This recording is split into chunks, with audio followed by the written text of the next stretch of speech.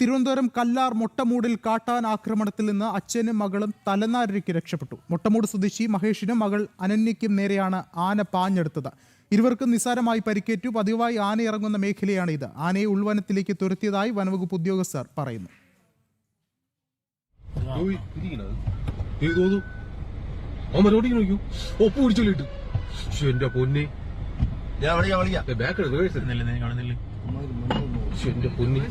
അവിടുത്തെ ആൾക്കാരല്ലേ അവരോടിയാ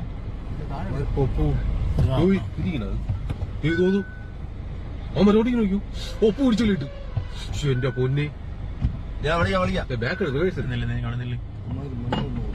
കൂടുതൽ വിവരങ്ങളുമായി ജ്യോതിഷ് ജനാർദ്ദനൻ ചേരുന്നുണ്ട്. ജ്യോതിഷ, എന്തായാലും ഭയപ്പെടുത്തുന്ന വീഡിയോ തന്നെയാണ് ദൃശ്യങ്ങളിൽ നമ്മൾ കണ്ടത്. എന്തായാലും ആ ഒരു സാഹചര്യം, അതിലൂടെ കടന്നുപോയ അവരുടെ ഒരു മാനസികാവസ്ഥ, ഇപ്പോൾ അവർക്ക് നേരിയ രീതിയിൽ പരിക്കുമേൽക്കുന്നൊരു സാഹചര്യം ഉണ്ടായി. എന്താണ് മറ്റു വിവരങ്ങൾ?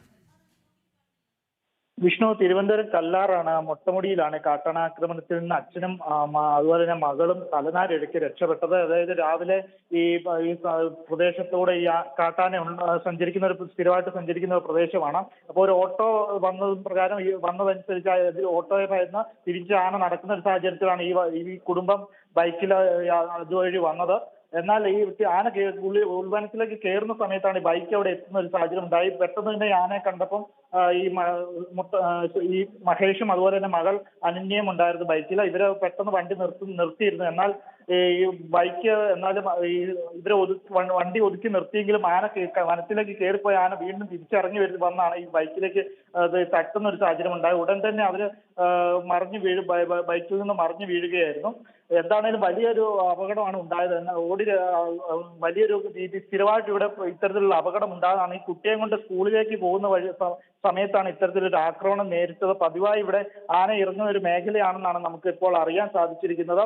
ഇപ്പോൾ ആനയെ ഉൾവനത്തിലേക്ക് തുരത്തിയിട്ടുണ്ടെന്നാണ് വനം വകുപ്പ് ഇപ്പോൾ അറിയിച്ചിരിക്കുന്നത്. സ്ഥിരമായിട്ട് ഇവിടെ ആനയുടെ ഒരു ആക്രമണമുള്ള ഒരു മേഖല തന്നെയാണ് വിഷ്ണു. യെസ്, എന്തായാലും അത്ഭുതകരമായിട്ടാണ് അച്ഛനും മകളും രക്ഷപ്പെട്ടത്. ദൃശ്യങ്ങളിൽ കാണാൻ നടുക്കുന്ന ആ ഒരു ദൃശ്യം. ജ്യോതിഷാണ് വിശദമായ വിവരങ്ങൾ നൽകിയത്.